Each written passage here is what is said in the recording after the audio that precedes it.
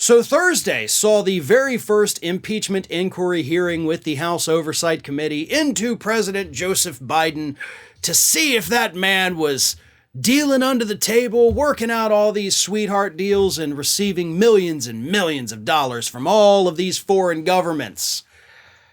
And in case you were not aware, the whole entire thing went down in flames.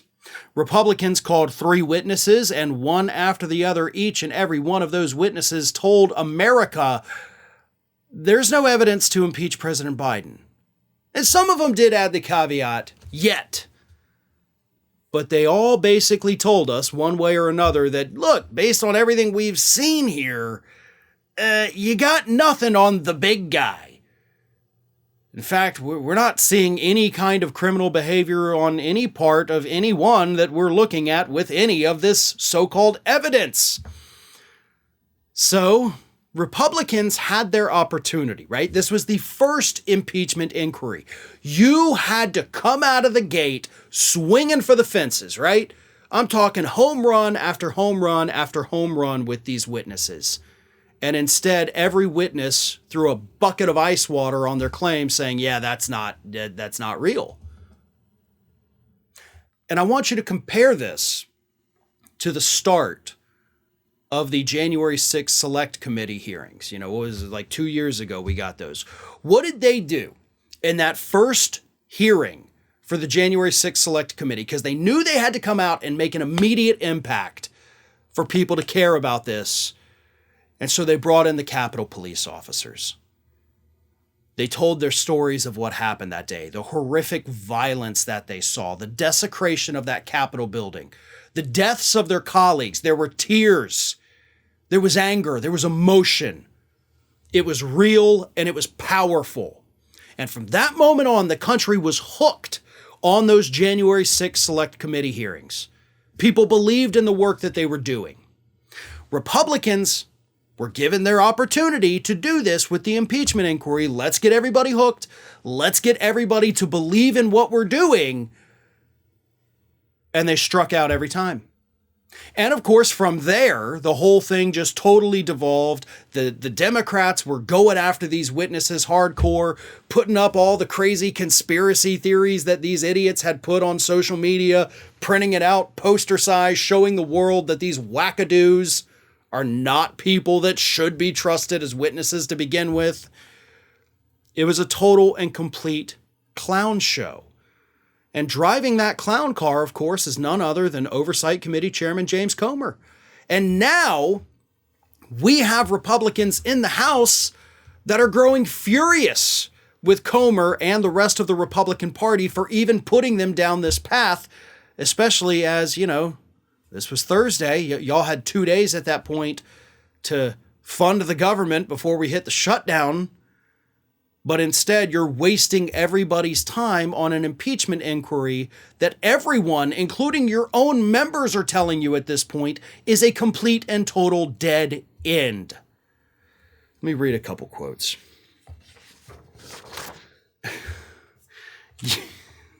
This is from Republican staffers who spoke to Raw Story. Spoke to the Messenger. Republican aides tell me the impeachment hearing is being overshadowed by spending battle.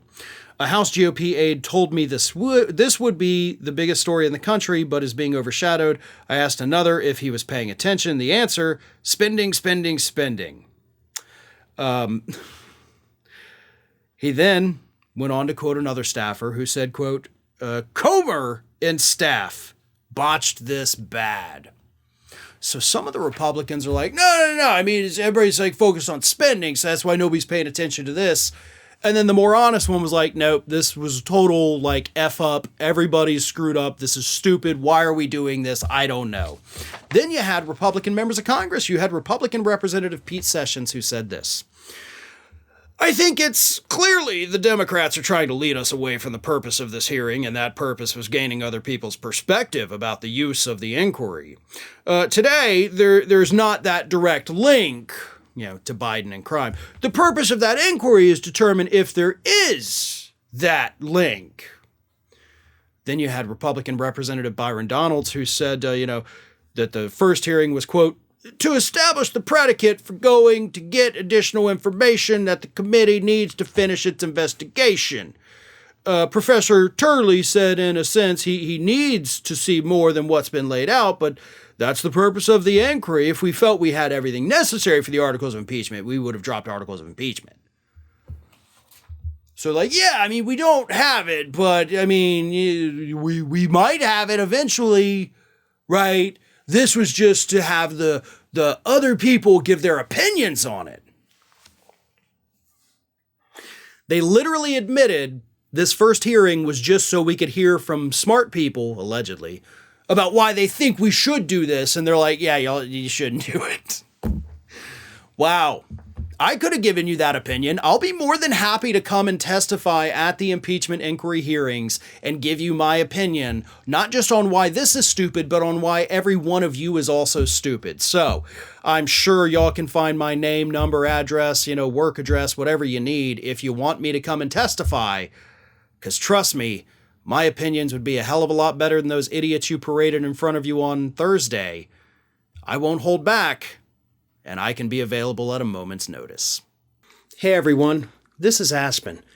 And did you know that for the low cost of $0 per day, you can subscribe to the Fair and Balanced YouTube channel?